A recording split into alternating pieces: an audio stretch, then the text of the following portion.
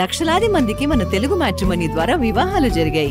తెలుగు వారి number 1 choice Telugu matrimony. HCU భూములపై Supreme Court కీలక నిర్ణయం తీసుకుంది. సెంట్రల్ యూనివర్సిటీలో చెట్లను నరకొద్దని ఆదేశించింది. తదుపరి ఉత్తర్వులు ఇచ్చే వరకు కంచె గచ్చిబౌలి భూములపై చర్యలు నిలిపివేయాలని తెలంగాణ ప్రభుత్వాన్ని ఆదేశించింది. మరోవైపు సుప్రీంకోర్టు ఆదేశాలతో మంత్రులతో కమిటీ వేసింది తెలంగాణ ప్రభుత్వం.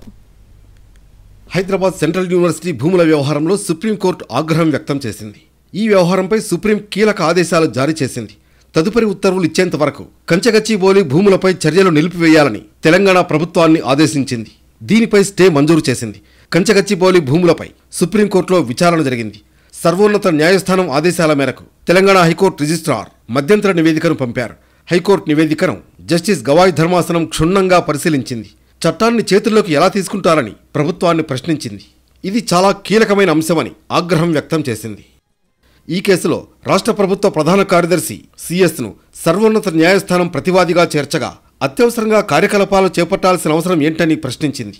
ఒకవేళ ఇది అటవీ ప్రాంతం కాకపోయినా జేసీబీలతో చెట్లను తొలగించే ముందైనా సిఈసి అనుమతి తీసుకున్నారా అని నిలదీసింది. రాష్ట్రంలో ఏదైనా ఉల్లంఘన జరిగితే సిఎస్దే బాధ్యత అని సుప్రీంకోర్టు స్పష్టం చేసింది. మరోవైపు ఒకే రోజులో 100 ఎకరాల్లో చెట్లు కొట్టేయడం మామూలు విషయం కాదని సుప్రీంకోర్టు సీరియస్ అయింది. తమ ప్రశ్నలన్నింటికీ సిఎస్ సమాధానం చెప్పాలని సుప్రీం ఆదేశించింది. అఫిడవిట్ దాఖలు చేయాలని రాష్ట్ర ప్రభుత్వాన్ని ఆదేశించిన సుప్రీంకోర్టు తదుపరి విచారణను ఈ నెల 16కు వాయిదా వేస్తూ తీర్పునిచ్చింది. నెల రోజుల్లో కమిటీ వేసి కంచెగచ్చిబౌలి భూములపై సర్వే చేయించాలని ఆదేశించింది. 6 నెలలలోపు నివేదిక ఇవ్వాలని ఆదేశించింది. కంచెగచ్చిబౌలిలోని 400 ఎకరాల భూముల వ్యవహారంలో సుప్రీంకోర్టు ఆదేశాలతో మంత్రులతో కమిటీ వేసింది తెలంగాణ ప్రభుత్వం. డిప్యూటీ సీఎం భట్టి విక్రమార్క, మంత్రులు శ్రీధర్బాబు, పొంగులేటి శ్రీనివాసరెడ్డితో కమిటీ వేసింది.